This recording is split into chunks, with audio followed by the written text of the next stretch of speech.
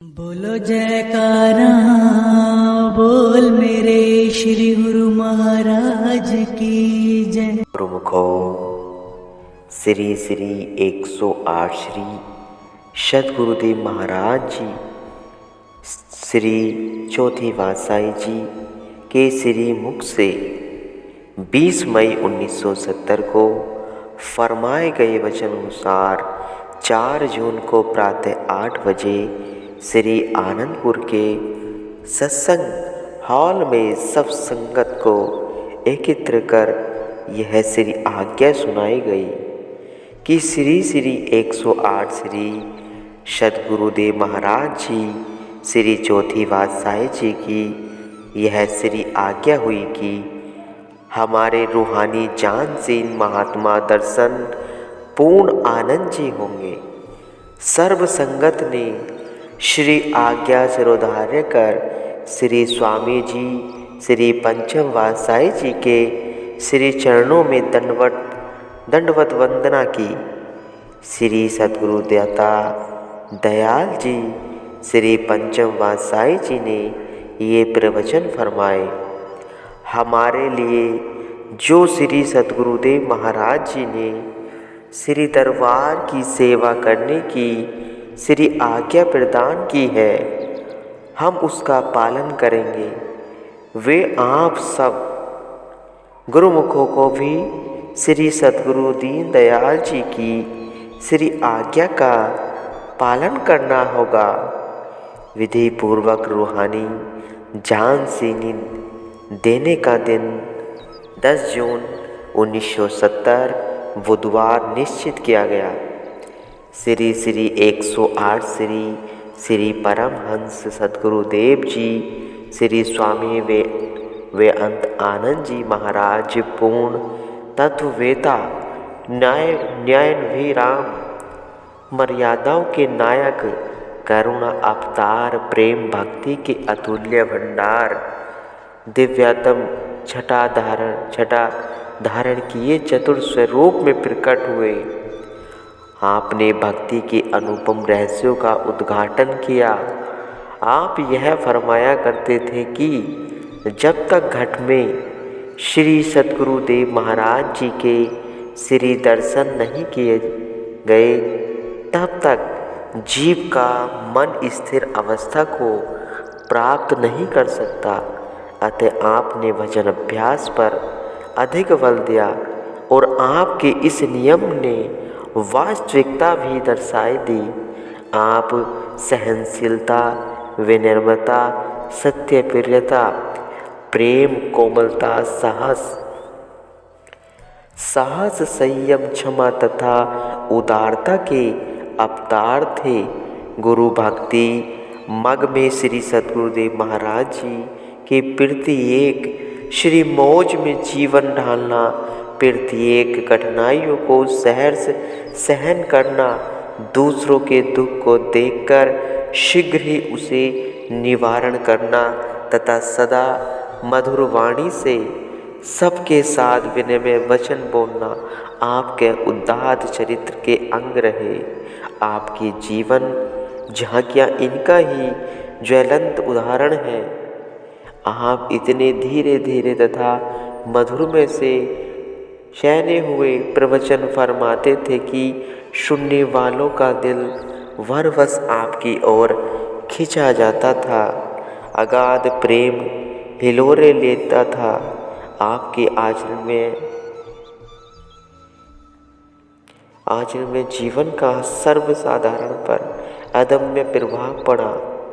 आपने इस श्री दरबार की भक्ति रूपी पौधे में कोमलता सरसता तथा सौरभ को भी भर दिया। आपके श्री दर्शन करते ही शोक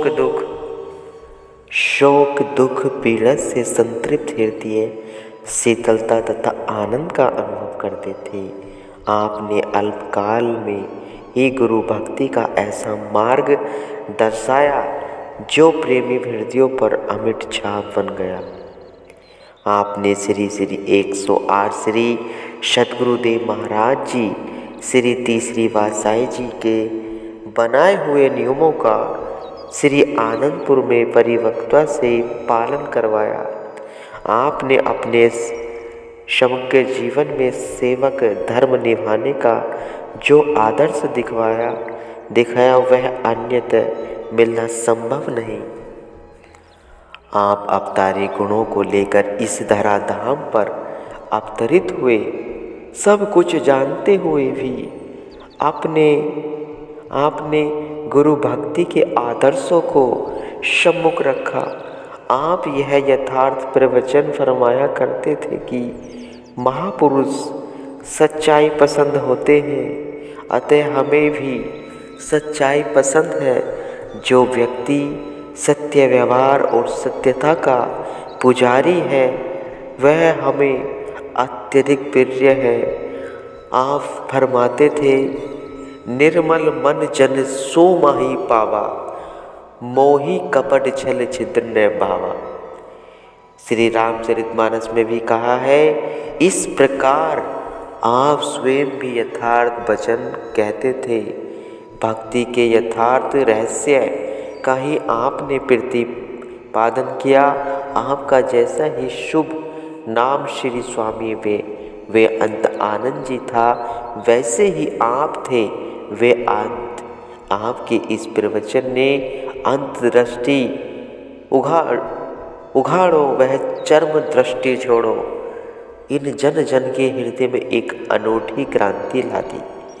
जब भी कोई प्रेमी अथवा जिज्ञासु आपके पावन श्री दर्शन तथा आनंदयनी संगति को प्राप्त कर पुनः घर लौटते, तो यह सारपूर्ण वचन उसके हृदयाकाश में श्रवण माँ के मेघ गरजने के समान रहकर गूंज कर जाया करते थे, जिससे यह परावाणी माया लिप्त और अंधकार में हृदय में भक्ति के ज्योति जगाए रखने में सहायता देती।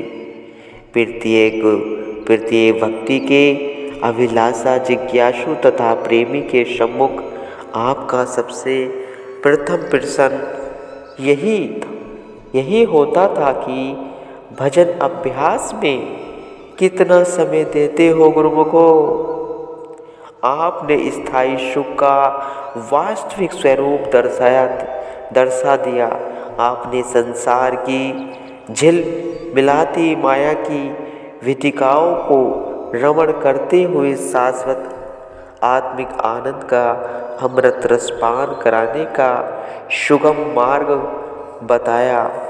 आपके श्री प्रवचन थे कि दिल को सराय मुसाफिर खाना मत बनाओ, यह केवल प्रभु के निवास के लिए है। प्रेम की भावना का सीधा संबंध प्रियतम के साथ है। प्रेम भक्ति मोती तथा धागे के समान है, जो प्रियतम और प्रेमी को एक लड़ी में पिरो देती है। जब प्रियतम और प्रेमी के बीच प्रेम का अटूट संबंध जुड़ जाता है, तो ये तीनों मिलकर एक रूप हो जाते हैं। जब मन प्रेम के रंग में रंग जाए, तो प्रियतम के अतिरिक्त स्वयं ही सब कुछ जल जाता है। इस विलक्षण प्रेम का अनुभव वही कर सकता है जो पहले स्वयं को मिटाकर देखे। ऐसा चित्र आपके जीवन झलकियों में प्रत्यक्ष मिलता है तथा आप प्रति एक प्रेमी के हृदय में ऐसी प्रेम रूपी ज्योति को प्रज्वलित करने का भरसक प्रयत्न करते रहे। आप चाहते थे कि मानव जन्म के सुदुर्लभ अवसर को पाकर पुनः सद्गुरु की पावन संगति को प्राप्त कर जीव कोरा ही न रह जाए, अपितु वह जीवन को आत्म आनंद से भरकर इसके वास्तविक रहस्य को समझ सके। आपने मध्य प्रदेश में स्थित श्री आनंदपुर तथा महाराष्ट्र में स्थित श्री प्रयाग धाम में समय समय पर प्रवचन वृष्टि से जन जन के में जागृत ला दी। श्री प्रयाग धाम में निर्माण कार्य कर इसे विशाल परमार्थिक केंद्र बनाकर महाराष्ट्र, आंध्र प्रदेश आदि प्रांतों के प्रेमियों के लिए सेवा, श्री दर्शन तथा गुरु भक्ति प्राप्त करने का मार्ग सुगम बना दिया। आपका प्रत्येक कार्य मर्यादित होता था। आप नियम पर दृढ़ तथा समय पर पूरे पाबंद थे। संत महापुरुषों के गुणों की गणना करना तो जीव बुद्धि के लिए समुद्र की तरंगों को गिनने के समान है। जैसे समुद्र की तरंगें अनगिनत हैं, उन्हें किसी दशा में भी सीमित नहीं किया जा सकता, इसी प्रकार आपकी महिमा भी अवर्णनीय है, असीमित है। संक्षेप में इतना ही कहा जा सकता है कि आपने गुरु भक्ति के जिन नियमों को अपने जीवन में कार्यान्वित किया है, उन नियमों के अंश को भी यदि जीवन में ढाल लिया जाए तो मानव जीवन का लक्ष्य मानव सफलता के शिखर पर पहुंचने के लिए निकट ही खड़ा है। आपके महामहिम उपकारों का यह संप्रदाय आभारी है। संसार के चाहे कितने ही पदार्थ एकित कर लो, महल, मकान, माड़ी, मंडप आदि का निर्माण कर लो अथवा करवा लो, कितने ही अतुल धनराशि का संचय कर लो, मान बढ़ाई, बल ऐश्वर्य की प्राप्ति कर लो, किंतु अंततः तो सब अनित्य व अनाश्वर सामग्री ही है। इनमें से मनुष्य के साथ देने वाली तो कोई वस्तु नहीं है। सांसारिक धन संपत्ति को अतिरिक्त मूल्य यदि लाख रुपए जमा कर लो तो 10 लाख बनाने की तृष्णा उत्पन्न होगी, तथा यदि 10 लाख जमा हो गई तो करोड़ों बनाने की तीव्र इच्छा होगी। जब 1 लाख असत एवं मिथ्य है तो 10 लाख उसकी अपेक्षा 10 गुना मिथ्या तथा असत है, और 1 करोड़ उसकी अपेक्षा 100 गुना अधिक मिथ्या हुआ। अंततः तो सब मिथ्या ही मिथ्या है। संतों फकीरों का कथन है, लालच, लोभ अथवा तृष्णा, इच्छा, ये सब एक ही व्याधि है। अशांति के विभिन्न नाम हैं। यह व्याधि बहुत बुरी बला, इसका पेट कभी भर नहीं सकता, यदा अतृप्त ही रहता है। शेख सादी साहिब जी कहते हैं, जैसे उर्दू में तमा, तृष्णा में 3 अक्षर तोय, मीम, ऐन और तीनों ही खाली हैं, अर्थात विंदी से रहित है, वैसे ही तृष्णा का पेट सदा खाली ही रहता है। उसे भर सकना किसी के लिए भी संभव नहीं है। भली प्रकार विचार करो कि क्या कभी तृष्णा व आंत को भी तृप्त मिली है?